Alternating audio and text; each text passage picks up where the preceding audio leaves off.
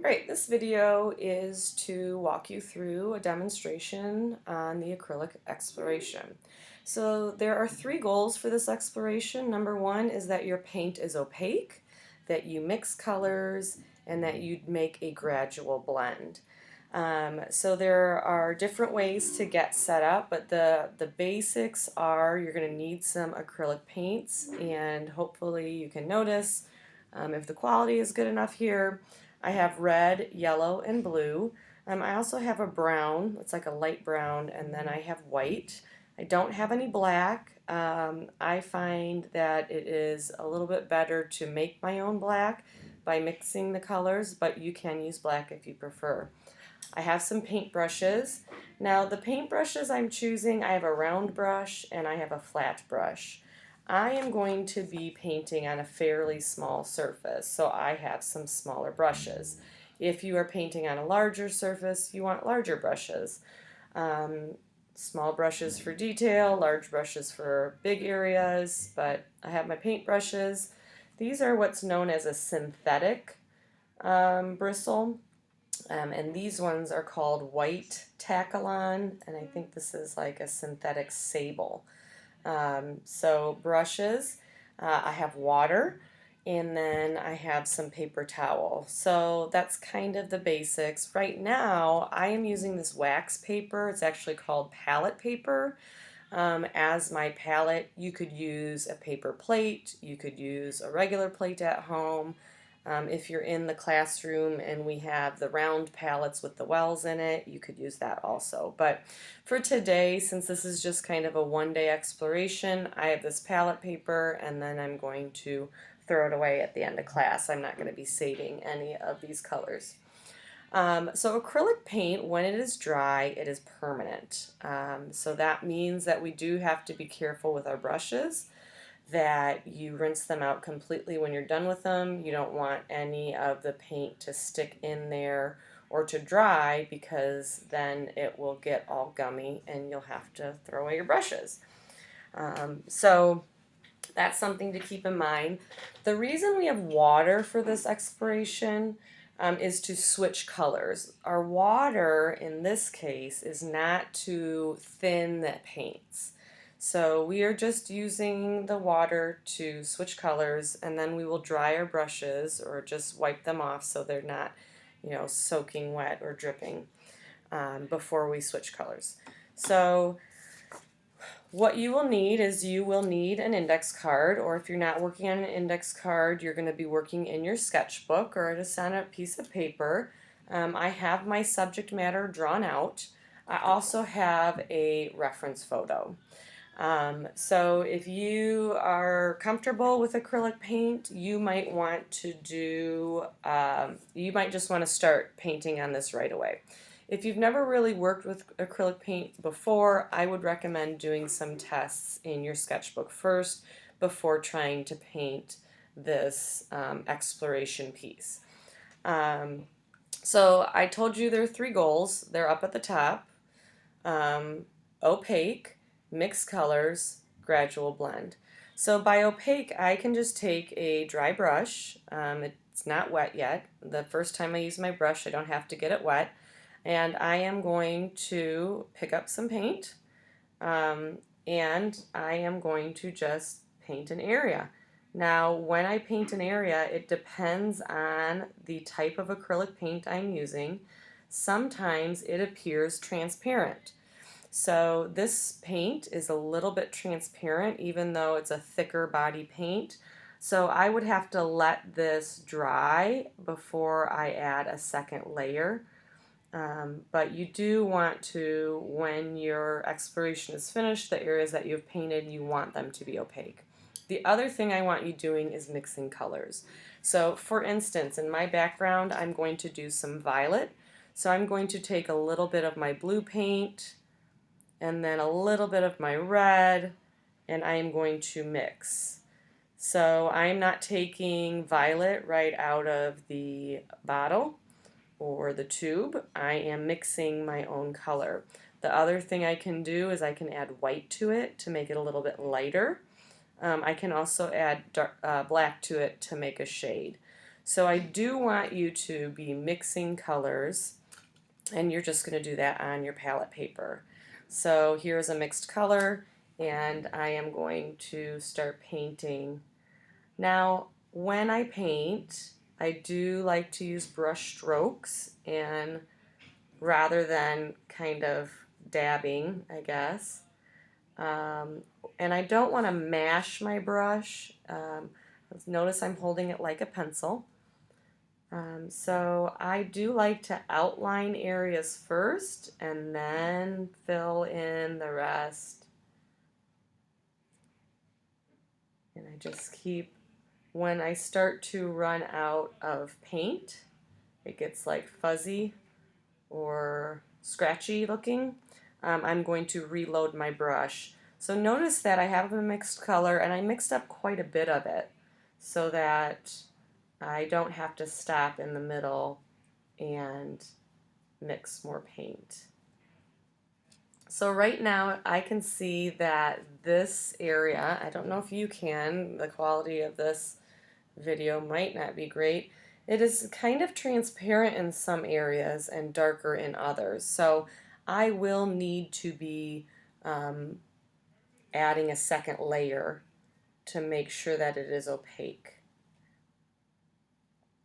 It doesn't have to be flat and opaque. It can show texture or brush strokes, and I'm going to show you that in the next technique. So this is an opaque mixed color. I'm going to go ahead and rinse my brush. The other thing that you need to do is you need to make a color blend. So a color blend is a gradual fading from one color to another color, or from one value to another value. And I'm going to do that in some of my flesh. So because here's my reference photo. You don't have to use a reference photo to make a color blend, but I am using this. I have a dark value, which kind of looks like this brown here, and then I have some lighter peachy tan tones. So instead of just taking the brown and then painting it and then adding white and then trying to get it to blend on my paper, I'm going to make steps that go from brown to lighter brown to lighter brown to white. I'm going to pre-mix those on my palette. So I'm going to take a little bit of the brown and start a new pile. When I am taking paint to mix, notice I'm taking it from the side. So I'm going to mix this in, and I do want to mix this well over here. I'm going to roll my brush a little bit so that I mix it all together. Alright, the next thing I'm going to do, I'm going to take a little bit less brown, and oh no, I just did it. I did what I said not to do. I took from the middle. I want to take from the side so I don't get that pile so dirty. Alright, so right here I have 3 browns and white that I'm going to try to do a blend. If you've never done a blend before, I do recommend you do it in your sketchbook first or on a separate paper. So I like to start with the lightest color first. But that doesn't always work with what you're painting, but I'm just going to, for my practice, I'm going to add white here. And I know I'm painting white on white paper. That kind of seems silly. So in order for a blend to work, you have to be mixing or blending wet paint. So that is still wet. So really quickly I'm going to pick up the next color, and this is where you're going to kind of explore how much paint you need in order to get it to blend. You have too much paint, you have too little paint, and now I'm going to paint back on top of that wet white paint. And when I do, it's going to start to gradually fade. The other thing I'm doing is I'm really lightening up on the pressure of my brush. So now I have a very gradual blend between that light brown and the white. I'm going to take, now I did not rinse out my brush, I'm using the same kind of browns. Here's the next brown. I'm going to take it and I'm going to fade back on top. I'm really babying the pressure so that it fades. Now there is a little bit of stripe there, so what I'm going to do is I'm going to take the lighter color, hopefully, and blend it back in to the darker. I have to get a little bit more white. So sometimes, I just wiped off my brush, so I have just the pure white. Sometimes I get too much paint and it overpowers the next one, and then I don't have that nice blend anymore. So that's a blend. I can see brush strokes in this blend, that's fine, but the color is fading pretty gradually. Alright, so I'm going to do that on my actual exploration. Again, I'm going to start from the lighter color. So these are already mixed up. I am using this as a reference. Where does the light value go? Where does the light dark value go? And the exploration is all about deciding how much paint you need, how quickly the paint is going to dry. I'm kind of using a dabbing motion here to help blend the colors from one to the next. So here's another thing, because I need it to be opaque, sometimes I have to do a second layer. And I'm going to show you how you can kind of make that a little bit easier when you're making a blend. I want to pay attention to my edges. When I am painting right up next to another color, it is probably a good idea to let the first color dry before painting all the way next to another color, all the way right up to that edge. So as you do your exploration, it's going to be important to paint one area next to another area so that you can see how to kind of work with those edges. So this is my blend. This is my first layer blend. It's a little choppy or textured because that's the style that I'm going for, but I could make it a smooth blend. Alright, if this paint is not opaque enough, and you could try that again in your sketchbook and see, what I would actually recommend doing in that case is to paint in layers where your first layer is just a solid layer. So I'm going to paint this hand with kind of a medium value flesh color first. Then I'm going to go back on top and add the blend or the transition.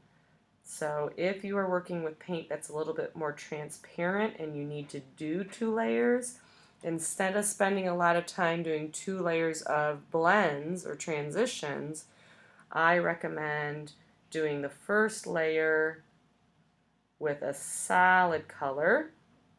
Oh, and look, this is a solid mixed color, so I'm kind of hitting that goal. And then, after that is dry, I can go back on top with my blends where there are darker and lighter areas. So, this paint dries pretty quickly.